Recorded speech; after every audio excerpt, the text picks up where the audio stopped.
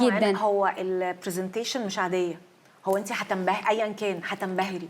يعني الموضوع ليفل وحش الصراحه الاسره كلها يعني سلوى واخواتها وكده، فانت بتبقي رايحه حاسه ان لا انا اعرف ناس كده، بس للناس اللي ما اللهم بتحبش احفظنا كده. يعني اعرف ناس عندهم المشكله دي في الحقيقه. في ناس زي كده كتير، انت مش لوحدك. ايوه في زي كتير، بس للناس اللي زي اللي بتخش المطبخ مضطره عشان لازم تاكل الاولاد. يا بستغرب الصراحه النقطه دي.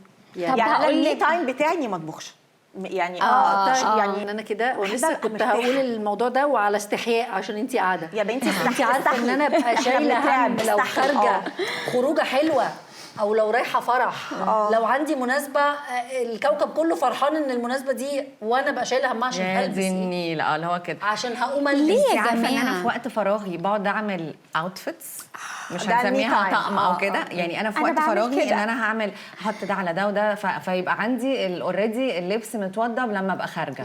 لا انا يعني خالص أنا ساعات الساعة انا مخنوقه ده انا كده عامله مشنوقه. أنا 11 بالليل ساعات يسألوني في البيت هو أنت رايحة فين؟ بيلاقوني قايمة ألبس. ايوه بعمل لبس، يعني جات لي فكرة في مخي أقوم أقيسها وأجربها. اهلا وسهلا. ببقى مبسوطة قوي. اه والله العيله بيبقوا شايفيني بالشنطه، انت رايحه مامي فين يا انت رايحة مامي؟ فين؟ انا مش رايحه حته، بس انت يعني وانا بكمل على اختي وشنطتي.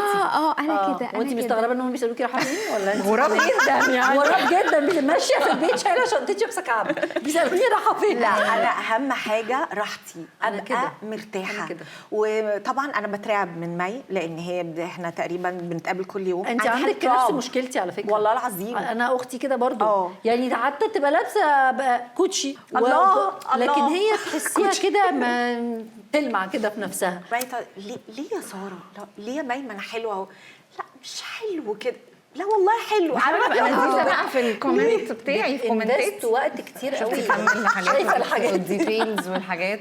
لعلمك انا الناس اللي زيكم كده يعني اللهم قصدي ان احفظنا. انتوا بتبهروني يعني انا يعني بحب يعني ساعات حتى اختي لما اشوفها لابسه بحب شكلها قوي، لكن انا مش مستعده ان انا ابذل كل بس هذا بص التفكير. انا بقيت مؤخرا بحترمنا وبحترمكم. أيوة يعني يا لهوي احنا بقينا احترمنا واحترمكم، احنا وصلنا لكده. لا يعني احترم رغباتي واحترم يا رغباتك. لهوي معينه قالت لك اللي زيكم برضه. لا يا جماعه دي حاجه بتفضي الدماغ. هو انت برضه لما- مجهود لعلمك. لا ما يعني مجهود بس لذيذ. مثلا ممكن ابقى مثلا لابسه حاجه مي اللي اختارته لي، فاقول لها بس مش مرتاحه بتشوكني، تقولي معلش. هو ايه اللي معلش؟ طب ثانيه واحده معلش بصي اور كوين انت ماي كوين. استحملي والجمال مش سهل. اي حاجه عشان تبقي حلوه هتعمليها يا بتاخد مجهود، يا بتوجع، يا غير مريحه، يا مكلفه. على فكره ما معلش اختك اللي بتقول كده اصل مش I woke up like this. هي صاحبه مقوله عليا طول الوقت بقول لها تقولي زي ما ساره بتقول بيوتي هيرتس يعني. أيوة. ماشي بس لا مش على طول يا جماعه، لا مش قادره. ما حدش قال على طول، لا احنا ماشيين كده على طول. لا انتوا على طول مش عارفه لا مش على طول. كابس على نفسك وعلى بطنك. عارفه طب هعمل لك وسط حلو بقى. لا